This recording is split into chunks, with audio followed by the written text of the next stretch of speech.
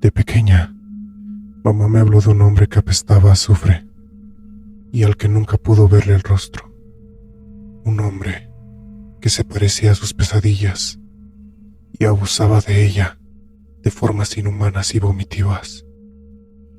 Ese tipo le susurraba a mamá al oído: "Me perteneces", con una voz gutural, como si saliera del mismísimo inframundo, y aquello se repetía noche tras noche. Mamá despertaba llorando, alterada y agitada. Incluso una vez se orinó en la cama porque aquellas pesadillas eran muy lúcidas y, según ella, parecían reales. Tuvo que recurrir a fármacos para conciliar el sueño, porque el simple acto de dormir se había convertido en algo traumático para ella. Sus días se habían convertido en calvario y su mente se volvió inestable. Pensaba que todo el mundo la observaba cuando caminaba por la calle y sentía casi en todo momento que la perseguían, la observaban y acechaban. También escuchaba el teléfono sonar en los momentos que estaba sola en casa, y cuando atendía la llamada, del otro lado se percibían los gemidos de un hombre, jadeos y respiraciones agitadas. Sufrió durante años la soledad que le provocó el darse cuenta que nadie entendía, ni siquiera un poco, la situación por la que pasaba. Era abrumadora. Perdió empleos porque, debido al cansancio y a las noches en vela, no era eficiente en las tareas que debía realizar en el trabajo.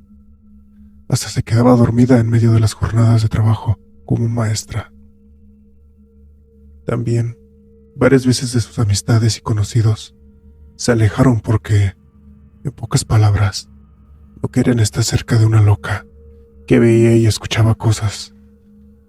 Vivió un infierno día y noche, acosada por la paranoia y el miedo, hasta que nací.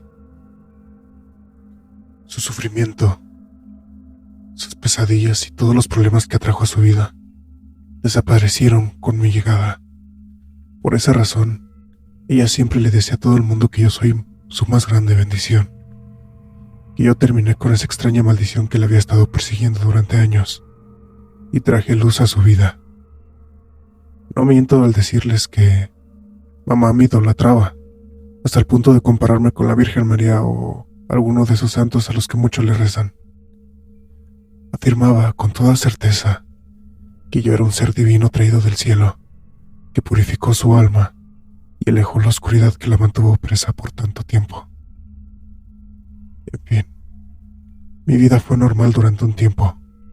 Tuve amigas, amigos, salí de fiesta, fui a la universidad, me gradué con las mejores calificaciones y, para no alargar tanto, diré que el tiempo pasó. Me enamoré y me casé con un gran hombre, trabajador, cariñoso, el amor de mi vida y quien siempre soñé sería el padre de mis hijos, pero nunca imaginé que aquello, el conocerlo y enamorarme perdidamente como lo hice de él, daría inicio a las más oscuras épocas de mi vida. Ocurrió después de consumar nuestro matrimonio en nuestra luna de miel. Tuve una pesadilla en la que un hombre, cuyo rostro se mantenía oculto tras un manto de sombras, me observaba.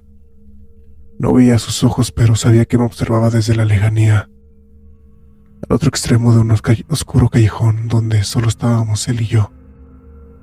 Apestaba a azufre y no podía mover mi cuerpo. Por más que lo intentara, me era imposible el siquiera alzar un dedo. Y ese hombre de estatura prominente comenzó a caminar hacia mí, mientras decía una y otra vez: "Eres mía, eres mía, eres mía". Su voz era gruesa, oscura e intimidante, y antes de que se parase frente a mí y me tocara, desperté, asustada, gritando, con el corazón prácticamente en la garganta, sudando frío y temblando como si estuviera metida dentro de una nevera. A partir de esa noche, tuve las mismas pesadillas una y otra vez, y en cada una de ellas yo terminaba siendo abusada. No daré detalles de las horribles cosas que vivía dentro de mis pesadillas, pero solo diré que estas eran tan lúcidas, tan reales para mí, que muchas veces no pude mantener relaciones íntimas con mi marido, porque cuando él me tocaba, yo recordaba el instante de esas horribles imágenes y asustaba. Él y yo teníamos relaciones de vez en cuando, una vez al mes, a lo mucho, cuando mentalmente me encontraba un poco bien, pero para él eso no era suficiente. Mi marido terminó dejándome por eso, y dijo que no iba a soportar estar con una loca que le teme a un simple sueño. El día que me dejó y se marchó, con todas sus pertenencias lloré durante horas, retando a Dios y preguntándole la razón del por qué me estaba pasando todo esto, que qué mal había hecho yo para merecer toda esta porquería. Lloré hasta quedarme dormida. El ruido del picaporte de la puerta abriéndose me despertó. Sonreí al pensar que se trataba de mi esposo. Pensé que había vuelto por mí, pero cuando intenté levantarme, no pude mover ni siquiera un dedo. Y de repente, la casa se llenó de un olor a azufre tan espeso que hizo que mis lágrimas salieran de inmediato. Quise cubrirme la nariz, pero como dije, no pude moverme, así que solo me limité a llorar en silencio.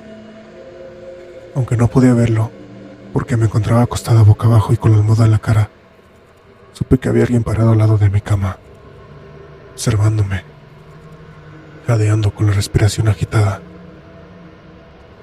Esa cosa se sentó en la cama, a un costado. Se acercó a mi oído y me susurró: «Eres mía». No lo vi con mis propios ojos, pero mientras intentaba moverme con todas mis fuerzas, intuí que ese hombre me se estaba tocando. La cama se movía, vibraba. Siempre recordaré los horribles gemidos de ese tipo cuando se acabó. Sentí cómo se levantó de la cama y antes de irse, volvió a repetir que yo le pertenecía a él. Jamás en mi vida había sentido tanto miedo en ese momento. Los dientes me escastañaban y mi corazón parecía que estuviera a punto de reventarse dentro de mi pecho. No fue hasta después de unos minutos que pude salir de esa asquerosa parálisis y lancé un grito que amenazó con rasgar mis cuerdas vocales, pero no me importó. Luego salí corriendo de la casa y me tumbé de rodillas en mitad de la calle, sin importarme si en ese momento pasaba un carro y me atropellaba. Lloré a todo pulmón, y los vecinos preocupados salieron de sus casas. Me ayudaron a levantar.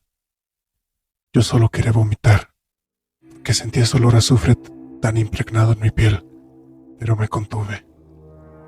La policía llegó anoche a investigar qué me había pasado, pero por supuesto, nada de lo que les dije tenía sentido para ellos, y sencillamente concluyeron que alguien había entrado a mi casa.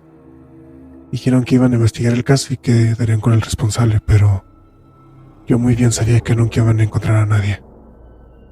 Después de eso me mudé a la casa de mi mamá y vivía sola porque para ese entonces papá se había muerto.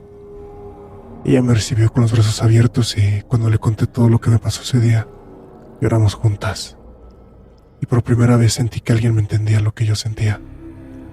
Todas las noches pasé en su casa, dormí con ella, abrazándola como si fuera una niña chiquita, y ella me consolaba acariciando mi cabeza cada vez que despertaba asustada por alguna de esas pesadillas.